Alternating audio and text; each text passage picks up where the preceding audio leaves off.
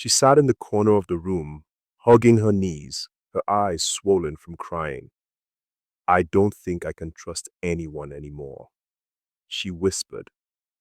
Her name was Adana, and she was one of the kindest people I'd ever met.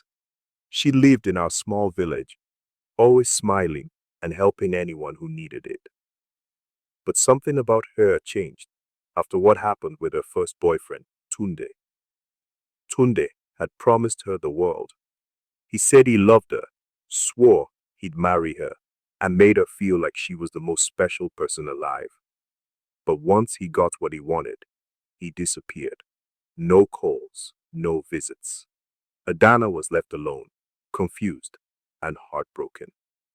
I remember seeing her walking by the river one day. Her smile was gone. When I asked if she was okay, she just shook her head and walked away. A few months later, she met Femi. He was charming, always making her laugh.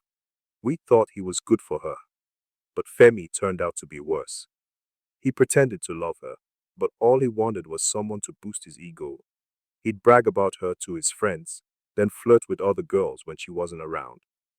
When she found out, he laughed in her face and said, "You're too easy to fool." Edana was shattered. It was like watching a bright light slowly fade away. She stopped talking to people, stopped coming to village gatherings. Then came Kayode. He seemed different, quiet, respectful. For a while, she started to trust him, but Coyote was a liar too.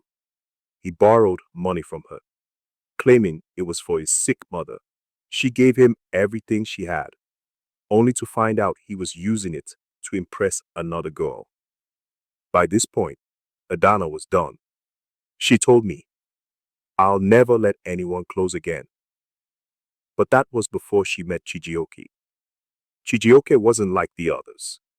He didn't shower her with empty promises or try to rush her into anything. He was patient.